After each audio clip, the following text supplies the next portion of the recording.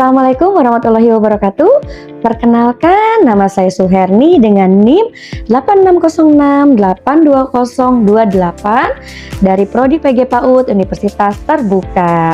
Pada kesempatan kali ini, saya akan mempresentasikan tentang peran filsafat ilmu dalam pendidikan dengan fokus pada analisis, ontologi, epistemologi, dan aksiologi dalam memperkuat keilmiahan dan nilai pendidikan. Nah, pada slide ini saya akan menjelaskan tujuan dari presentasi ini.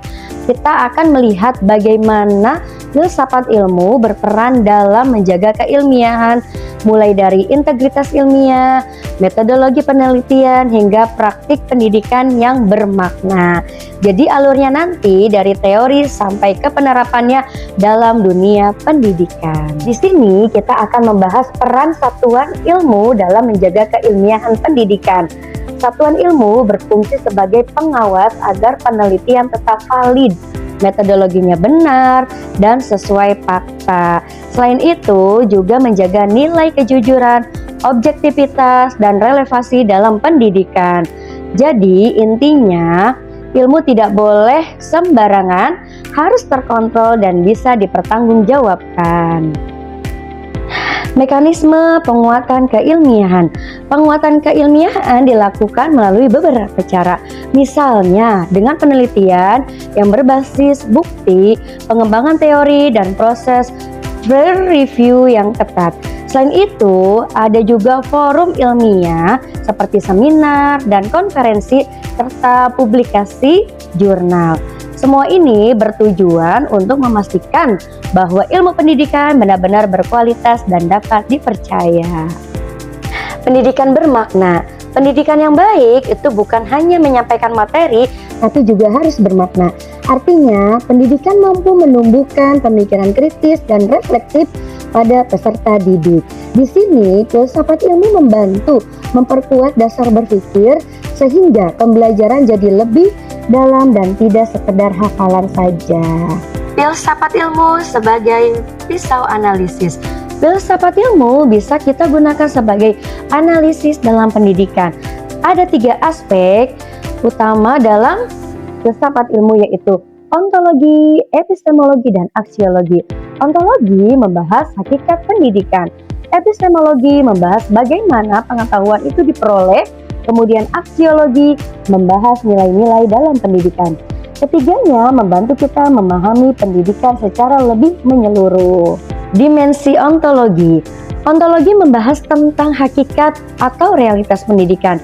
Contohnya, adanya perbedaan antara pendidikan formal dan non-formal. Di sini kita bisa melihat apa sebenarnya yang diperebutkan. Apakah kualitas, akses, atau sumber daya. Jadi, ontologi membantu kita memahami apa sebenarnya pendidikan itu. Selanjutnya yaitu dimensi epistemologi. Epistemologi membahas bagaimana pengetahuan itu diperoleh dan divalidasi. Dalam pendidikan, metode pembelajaran harus berdasarkan bukti ilmiah yang jelas dan bisa diuji ulang. Ini penting supaya kita tidak asal mengklaim suatu metode itu efektif tanpa dasar yang kuat. Dan selanjutnya yaitu dimensi aksiologi. Aksiologi membahas nilai-nilai dalam pendidikan, misalnya keadilan, inklusivitas, dan berkelanjutan. Di sini kita bertanya, apakah pendidikan hanya untuk bersaing atau untuk membentuk manusia yang utuh?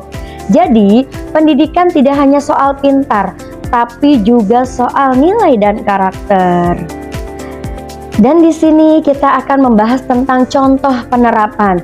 Filsafat ilmu juga bisa diterapkan secara nyata, misalnya melalui penelitian tindakan kelas, dialog akademi di sekolah, pembelajaran reflektif, kebijakan kurikulum. Semua ini membantu menciptakan budaya ilmiah di lingkungan pendidikan.